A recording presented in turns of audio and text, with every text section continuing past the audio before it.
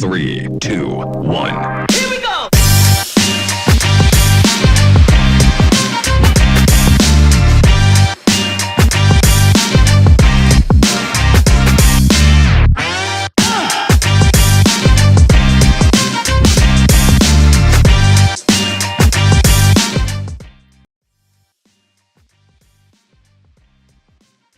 I could start here. I think, at least based on what I'm doing, my 2022 was my best year ever in the recruiting space and the water treatment space in general. I think it was the first time in a while post-COVID that things are going back to a lot more normalcy, and a lot of the companies and clients we work with ramping up to really set themselves up for 2023 and beyond. Moving out of the skeleton crews and trying to get back to growth mode and making a lot of profit again. And as for me, my 2022 reinforced a couple of basic things, but they reinforced good talent will always be in demand, period, no matter what. So that was reinforced to me, as I managed my own desk and saw Sean managing his desk. And the second thing that was made super clear to me last year was the internet and AI and technology in general is really changing the way the recruiting space, and by extension, all the other spaces around, it really changes the way business is done. And, it's been very disruptive in a good way. It's been very disruptive in a good way about how the technology has really changed what we do and how we do it. And you've probably noticed that this, especially the water treatment space, it's a real competitive market. And with the growth going on, you have a lot of companies looking for the same talent.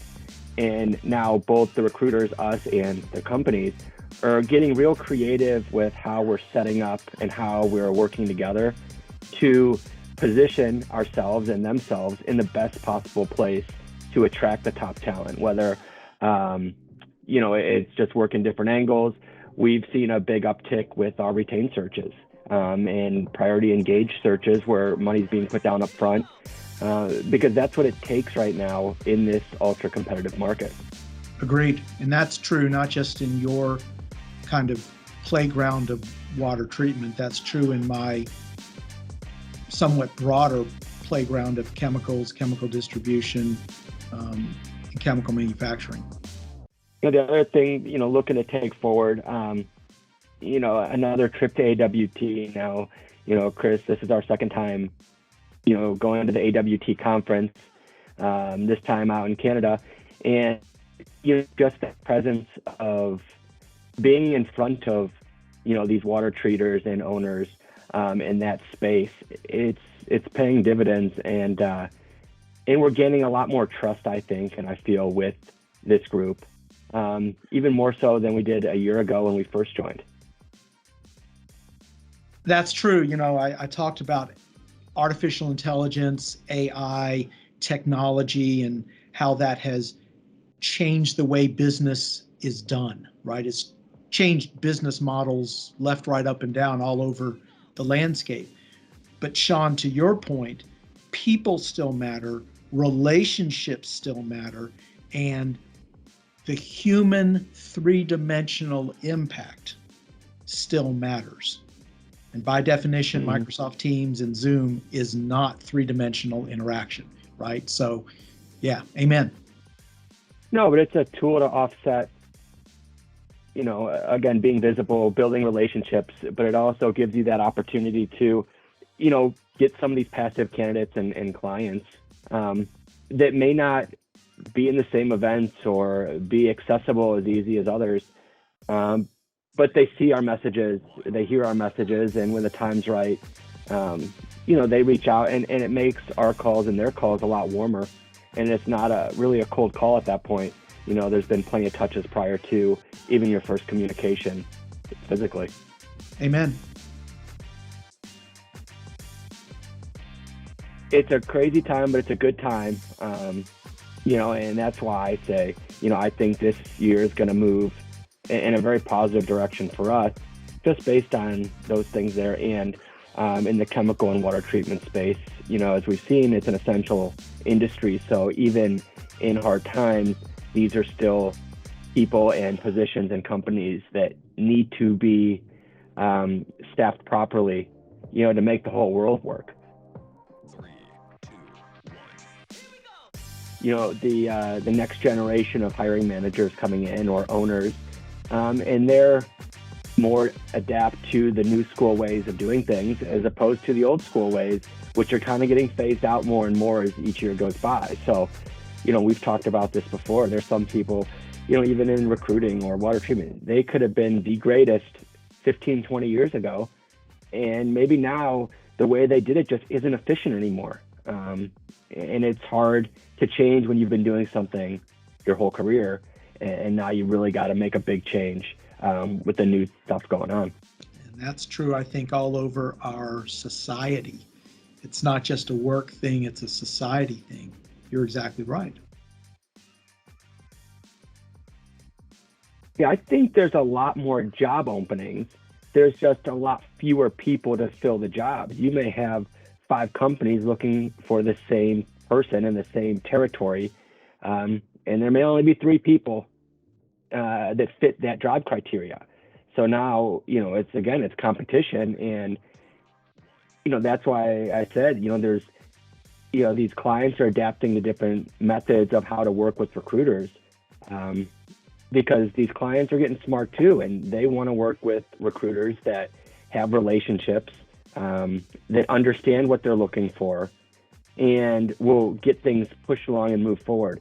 Again, further and further away, we're moving from the days of, you find somebody on Indeed, you throw their resume over to a hiring manager, you sit and wait, they say they're interested, then you call them up for the first time and try to present them over. These candidates have a lot of questions, and they know that they're in need, and they know that they're valued where they're at, maybe undervalued, but they kind of know what they want, and if their criteria is not met, there's no reason for them to make that move. So again, it all goes back to being really competitive in this candidate shortage of what's open, because everybody is kind of opened up the floodgates to start refilling these roles. And maybe some of the roles they're refilling were people that retired or whatnot. So you just don't have that same talent pool that was here. Yeah, on a more macro level, Sean, to piggyback off of the water treatment, the so-called experts say that every human being consumes a little over 100 gallons of water a day, and that's from laundry to bathing to cooking to drinking, but every human being consumes over 100 gallons a day. And as we grow our population by roughly 1 million people a year, on the one hand, that's not a huge net expansion. That's well under 0.5% net growth in population. But I'm not too good with numbers, but 100 gallons per person multiplied over 1 million people net, that's 100 million gallons of water that needs to be treated. But then you can think even further from that. As our population grows by even just a little bit, what are the other things that they're going to consume that have a direct relationship on the chemical space? Plastics, fuels, oils, paint, et cetera, how are those, what's the infrastructure needs to support that growing population? So the chemical space is growing, and that is independent of the fact that our population is aging, candidates are in short supply. So there will always be needs, and we're going to see that good people are going to demand and get good opportunities from good companies, right? So we'll continue to see that. And even talking to some hiring managers out there, we'll talk about specific roles, but, they understand, like, hey, if you find that superstar, I still want to see them. We understand that this person it's all about timing. They're here today, they're interested today, they may not be next week. So, if they can fit a need or add value, these clients are able to work and adjust. And same goes with candidates. They may be, in the mindset, I'm not ready to make a change for another 3 months. But if the right opportunity comes along, I'm ready to say yes, because I understand that this position is here today and it may not be here later. So I think both sides understand how this is going and where things are at. And it's just a fight for the best talent and the best talent getting, the best deals to add value to somewhere. Yeah, great point. Just like you have candidates that say, I really am not looking to leave because I'm very happy for a variety of reasons. However, if the quote perfect unquote opportunity presents itself, we would, I would love to speak about it. We have hiring firms that say the exact same thing. Look, I don't have an open role, I don't have an open budget, but with an eye toward the future, if you come across a highly talented individual who does these, and these things, I'll create a space for her or him, right? And I'll make a slot, I'll make a box available for that person, even though it's not even on my radar right now. So you have that, and then I think both of those parties, both the hiring firms and these highly qualified candidates, appreciate a recruiting professional who truly gets them, who truly understands the needs of a highly qualified candidate, and similarly truly understands the needs and the business models and the strategy play of a hiring firm. Mm-hmm. And you're right. You talk about specialization and you talk about being quick, right? And everything moves at a much faster rate. Well, having a recruiter who truly understands a space is a benefit for both hiring firms and talent. And you see a lot more calculated risk from hiring firms now too. They realize, like, I'm going to take this risk. I'm going to make this investment for the future. They're not really looking, what could benefit me today, but what can benefit me down the road. And that's helpful. And talk about specialization. I mean, if you really want to think of it on a big level, that's the world right now. You go back down, all the way down to youth level, let's say sports or high school level sports, to play at the next level, which would be college or the pros, they're looking for more specialized athletes that hone in and focus on, one or two areas and become the best in that.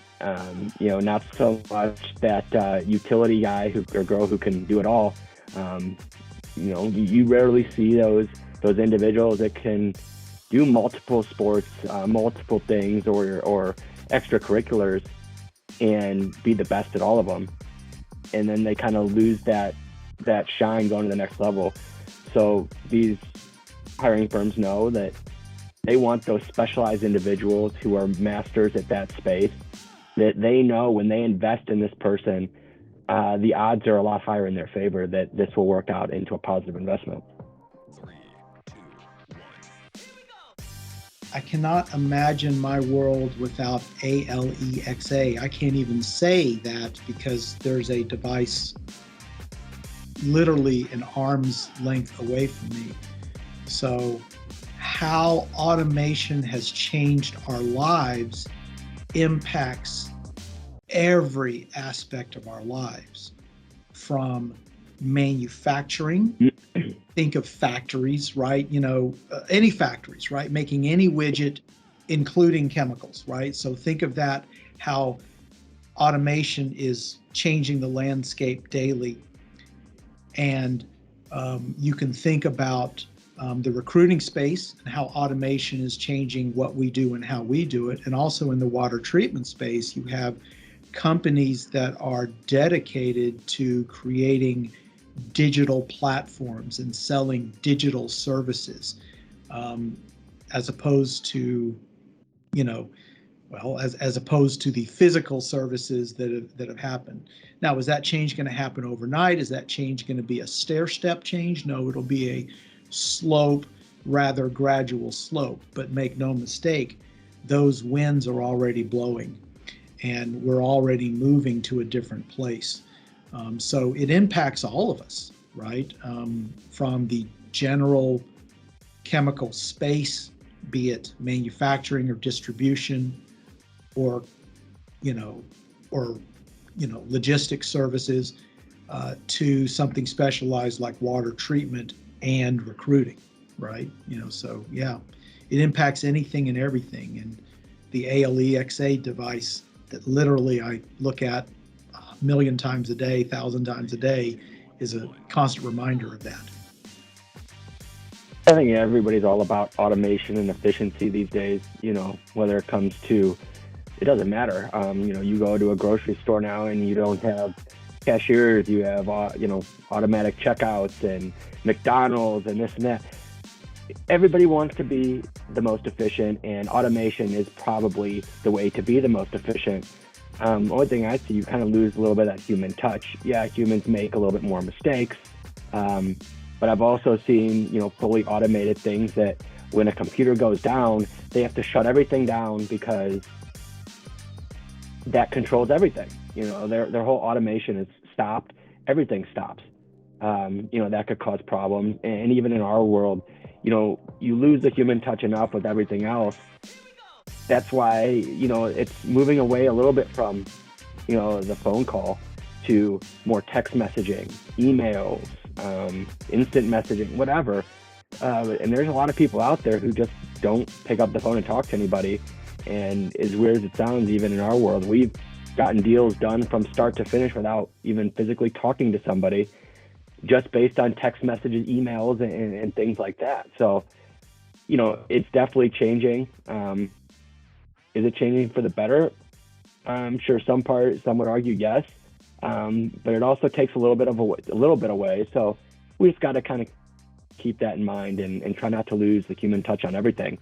Otherwise, we're all going to end up being robots here, and, everything's going to be so automated that, we won't even have much to do except for click buttons on a computer screen all day.